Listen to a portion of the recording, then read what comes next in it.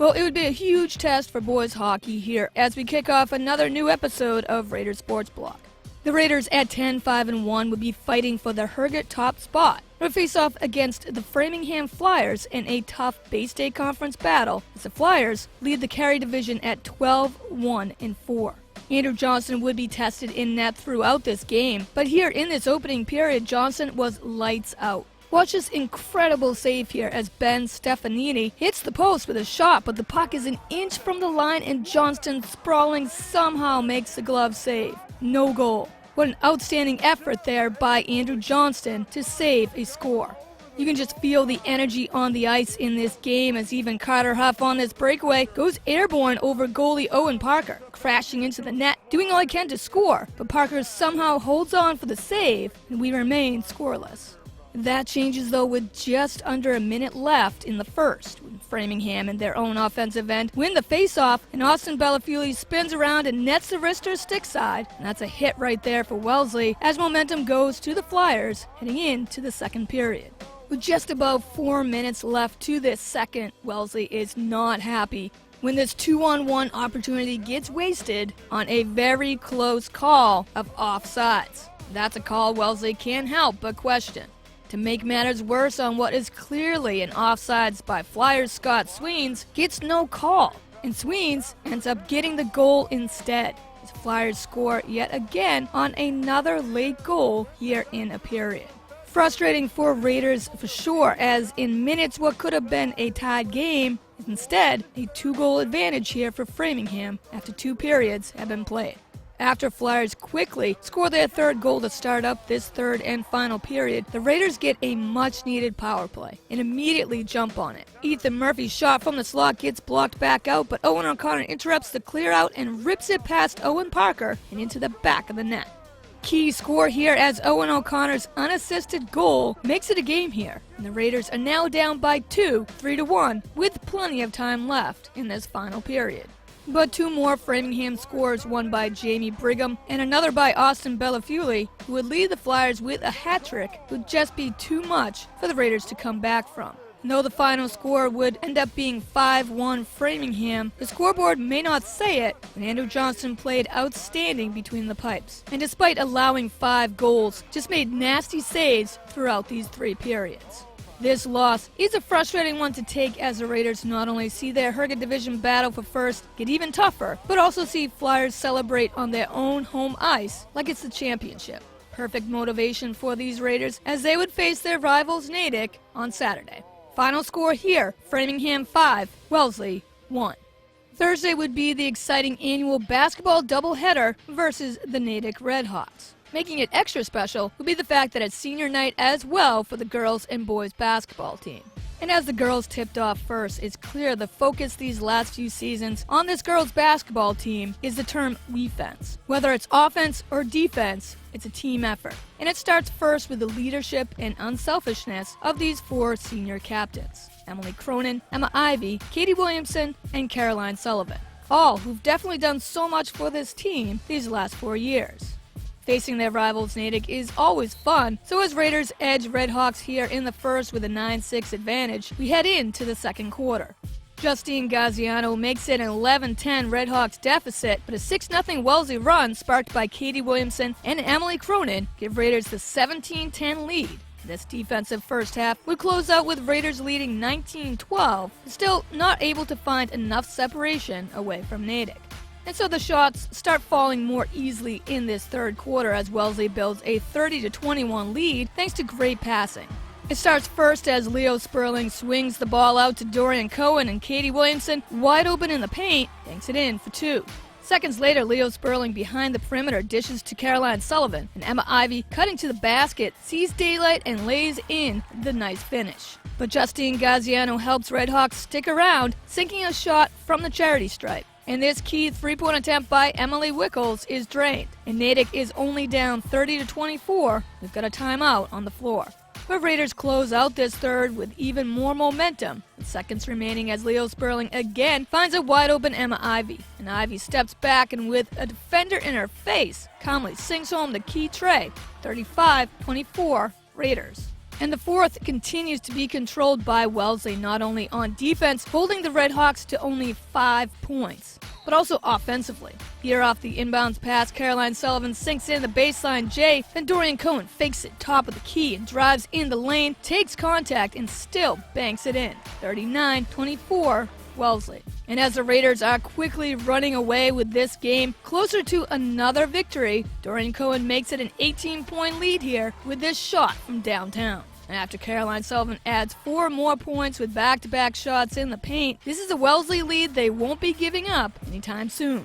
Raiders make it count in the fourth quarter. Natick just could not keep up. And it would be another solid team effort, and Wellesley punches in another solid win for their outstanding 16-1 record, taking care of the first game of this doubleheader, beating Natick to the final score, 49-29. So now it's time for the boys as they look for the doubleheader sweep. Already losing to the Redhawks earlier in the season, it would be great for the Raiders here to not only stop their 7-game losing streak, but also end a somewhat frustrating season on a high note. The Raiders would be graduating 4 key seniors on this team who have definitely made an impact on this roster. Co-captains Tim Ray and Jake Moen providing leadership, Jeff Gilbert and Stuart Badisher sparking that energy and providing valuable minutes on the court throughout the season. So as we fast forward into the second quarter, Natick holds a 15-5 lead. But co-captain Jake Moen nails the tray, and it wakes up this Raiders offense. Ryan Murray then swings it out to Will Jackowitz, who drains it from downtown. Jackowitz, who's been on fire at the perimeter, helps the Raiders edge closer here, down 15-12. But after this fantastic fast break layup is somehow made by Natick's Peter Ryan for a 17-12 lead, it's all Wellesley to close out this second. As Dean Simpson, making his minutes count off the bench, cuts it to only 1, going with his floater in the paint as it rolls through. Then Jake Moen, taking charge with this inbounds pass, finds Max Guifrey open in the paint, and Wellesley takes the lead here for the first time, 18-17. And after being down 15-5, Wellesley turns it around here in this second, behind a 16-2 run, and take a 21-17 lead into halftime as Jake Moen puts the finishing touches to this first half, taking it to the hoop and won. In this third quarter, though, Natick would tie it up again as Khalifa Kone on the fast break would easily sink in this uncontested layup, and we're knotted up at 27-27. Then off this key steal, Matt Carey puts Redhawks up by 2 as Natick finally retakes the lead after owning the opening quarter. But every time Natick looks to pull away, whether it's back-to-back threes by Sho Kanugawa and another by tri-captain Matt Carey, somehow Raiders keep in stride. Max Guifrey is clutch in this fourth as Guifrey open in the paint, drains a shot off a no-look Jeff Gilbert pass. Jake Moen then dishes out another great assist here as Alex Barron swishes in the baseline J. It's 41-38 Natick. Jeff Gilbert, no hesitation in the paint, switches it up on the next fast break, and it's a great Gilbert no-look bounce pass to Alex Barron, 43-42 Natick in this back-and-forth Bay State Conference battle. And so with 2 minutes to go in this fourth, Max Guifrey ties it up at 46 even. And it's anyone's game here. In just seconds, Wellesley would have the lead off a Jake Moen layup in the paint. But just when Redhawks may start to think they might squeeze by with this win, Ryan Murray, open at the top of the key, sinks in the go-ahead 3. That shot is clutch. Wellesley up 51-49. As the final seconds tick away, Chuck Jacobson gets the perfect chance here for Natick to force this wild game into overtime. And driving to the basket, takes the shot, and it rolls out. Wellesley gets a well-deserved and long overdue win here as the seniors close out their final regular season home game as a Raider. It was a wild one tonight, but what a great finish. The Raiders hold on 51-49. Big thank you to the seniors who always gave 100% on the court game after game. Well, the last home game in this incredible girls basketball season would have been on senior night. But with Milton's game last week being postponed twice, the Raiders would play back-to-back home games, facing the struggling Wildcats on Friday. And if you wondered if these Raiders would be tired after just playing the night before, well, think again. The offense is on fire from the opening tip-off, and sparking it is senior Katie Williamson, as Williamson easily drains back-to-back threes in the opening minutes. And then Leo Sperling with a great move here drives to the hoop for 2 more. Milton calls a timeout, down 8-2 already. After Milton cuts it to a 12-6 deficit, Dorian Cohen drives in the lane, scoring 2, and with Wildcats not defending enough, Cohen takes the deep 2 here and swishes it home. Emma Ivy in transition makes a great bounce pass to Emily Cronin, who goes baseline inside, makes the basket, and a 20-6 lead would close out an exciting and fast-moving opening quarter. So with Wellesley already holding a double-digit lead here, to the second we see even more hustle. This time from the bench is Nicole Beckett with the theft in the paint, and then an outstanding effort by Brooke Guifrey as she gets the ball to go off a Milton player, and that move helps keep it Wellesley possession. When Wildcats finally break into the double digits for points, Jean-Marie Fallon's perimeter shot falls in to make it a 21-10 deficit.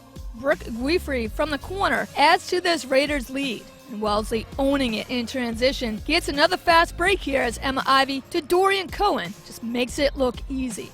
Brooke Guifrey drains it from downtown as she scores 5 quick points in this second quarter. A 32-12 Raiders, and that would remain a 20-point lead here at the half. So up by 20 and 2 quarters still to play, Milton's still struggling. This game, in all honesty, is pretty much over. And that's solidified even more so as Leo Sperling and Katie Williamson kick off this third by both draining it behind the 3-point arc, 38-12.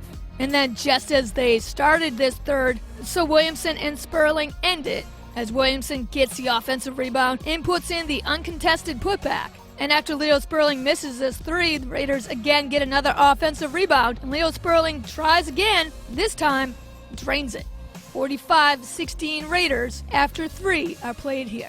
In this game, it took Milton 3 quarters to score 16 points. And in this fourth, Wildcats would outscore Raiders 11-5, as Milton is able to create some offense with help from Kelly Shea and Jean-Marie Fallon. But if you're only outscoring your opponent in the final quarter, that really does nothing for Milton.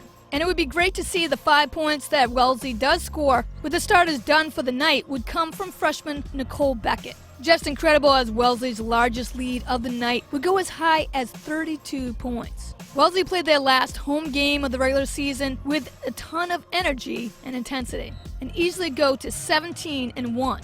And these Raiders will also play 2 more games in the annual Riley Classic at Westwood before getting some well-deserved rest, and hopefully a packed gym of Raiders fans will see this team fight for a long tourney run. The final score here, Wellesley 50, Milton 27.